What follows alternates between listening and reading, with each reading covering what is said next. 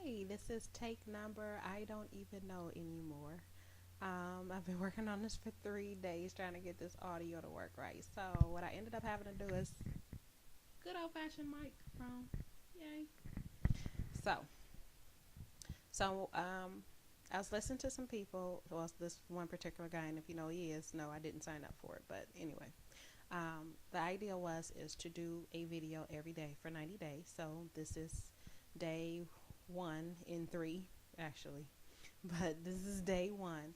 So I plan on challenging myself to come outside of my box and do one of these every single day. So we're gonna see, and you guys get to watch me grow and see what changes I come over as I get up in age, I guess, or the more I do this. But before I get started, today is September 11th. So I do want to take a moment of silence for those who lost loved ones, for those who served, no, for those who helped clean up the mess that was made of that day when all that tragedy hit and those people lost their lives and changed families forever, actually changed the country forever. So I want to take a moment of silence as a tribute to you all. So let's get it.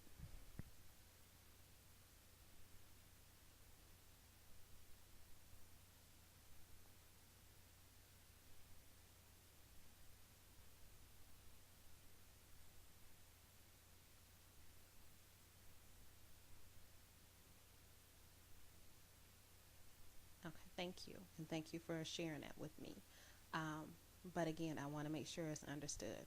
I am grateful to everyone who had some part in rebuilding the lives of those who lost people, the lives of those who were damaged from it, the lives of those who just changed because of those that they lost, the families, the loved ones, everyone. For those who work down there and whose lives changed forever because of, healthcare being what it is. So I thank you. I appreciate you. I love you. I send you my prayers. And I mean that wholeheartedly. It's not something I'm just saying. I really and truly mean it. So thank you. You don't hear it enough. And it's not just today that I thank you. I thank you every day. I thank you for the parents that raised you, the family that loved you, the family that misses you, the family that has taken care of you. I thank you every day for all that you have done, all that you have gone through, and all that you are. So thank you. So when I decided to do this blog, I had to figure out, okay, well, come on, what do you talk about? Especially if people don't even know you. What do you talk about? And what I decided to talk about was the big picture. And no, I don't mean some TV screen.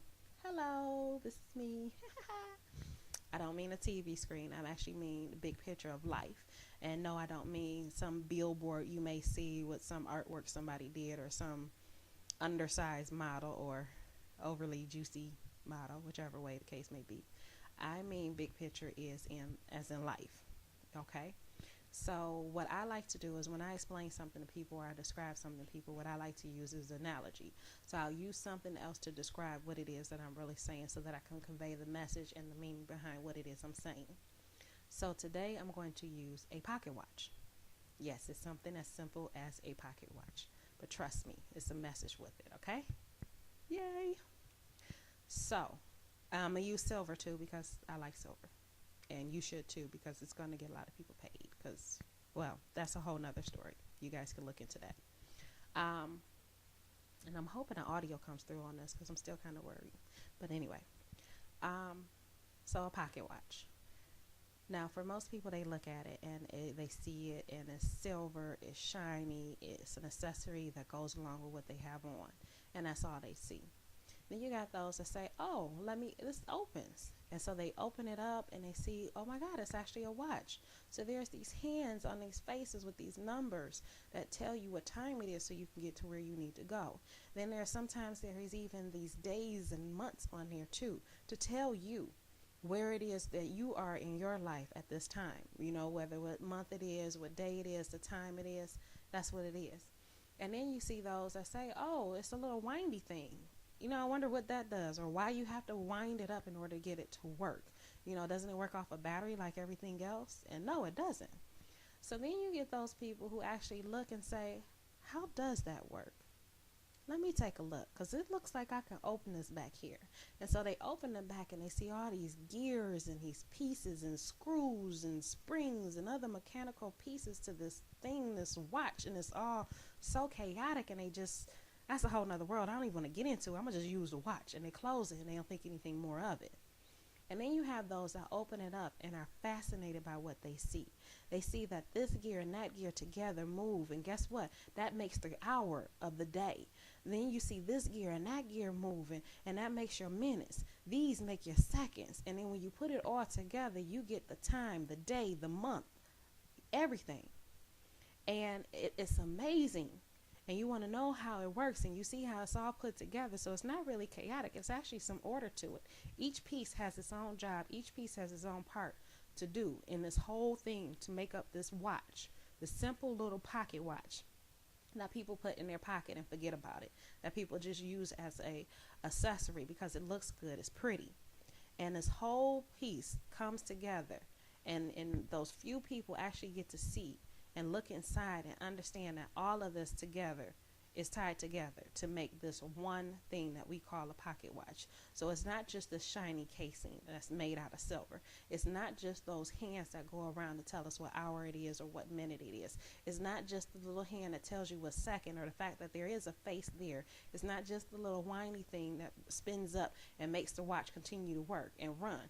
It's not each gear or each screw or each spring or each other mechanical device that's in there. It's all of it together that makes it a whole.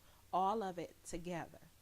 And the way I want to correlate that with you and your life is that you are not just one piece. You are one of many.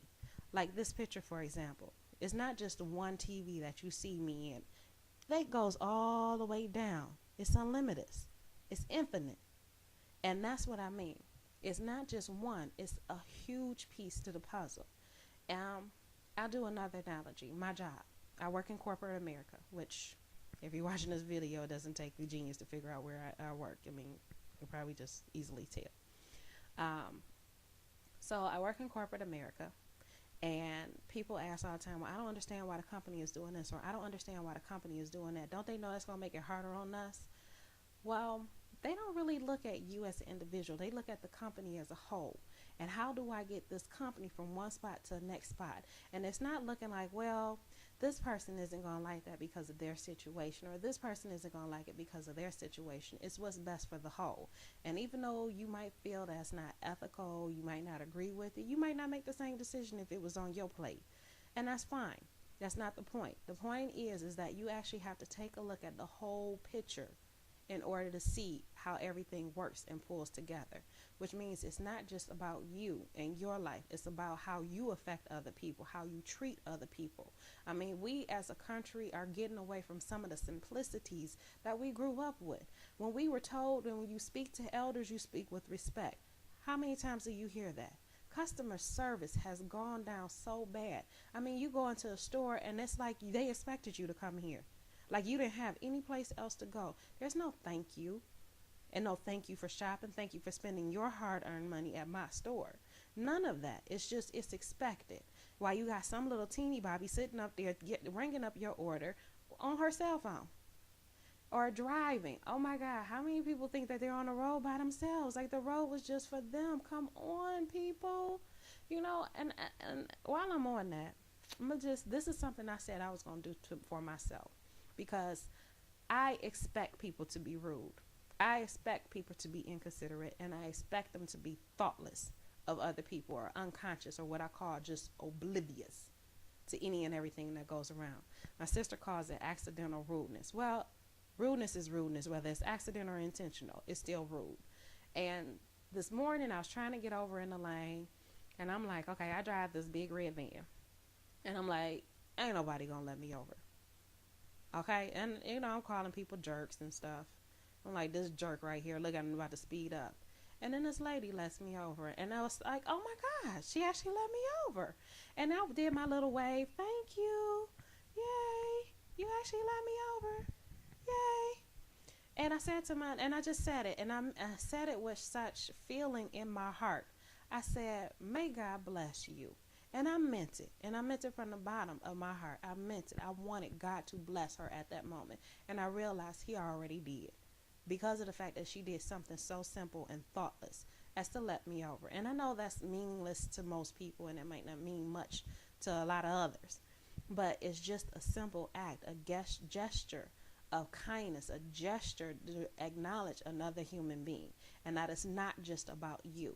We all are on this road. We all have the place to go. We all have a job to do. We all have some place we're trying to be, somebody we're trying to be, some place we're trying to go. And so it's just nice that when you step back and you look at the bigger picture and you understand that no matter how hard your situation is, you are not in it alone. You are not the only one in a situation like that. Everybody done had tough times. Everybody is hurting. Everybody done gone through something or had something happen to them that they wish didn't. And, it hasn't been a piece of cake for everybody, and I am a big movie fan. So there is a movie. You need to watch it. It's called As Good as It Gets. And it is a very good movie. Jack Nicholson, Helen Hunt, and Greg Kinnear. Hope he said his last name right. But it is an excellent movie. So you really need to watch it. And yes, I'm flipping through this on purpose just because of the fact that I can flip through it. I mean, because this is awesome. I mean, look at it. Look. There I am. So nice. How awesome is that? Look at it. Times Square. Woo-hoo. I don't know if that's Times Square. Self-portrait. Woo-woo. So, photograph. Yeah, so this is just really just fun. That's why I keep doing it. Oh, here's one I haven't done yet. Ooh, I see you. I see you. Okay, anyway, let me get back to being serious. Okay, so just look at the bigger picture and understand it's not just about you, and just take a time out just sometimes just to look back. Take a step back and look back. Look at everything that is going on, everything that you see. So I guess that's it. Guess I'll just go enjoy the rain. Raindrops keep falling on my head. Yes, I am silly, but it's okay. I like to make people laugh. All right, so you have a good night, sweet dreams, and I guess I'll see you tomorrow. Night.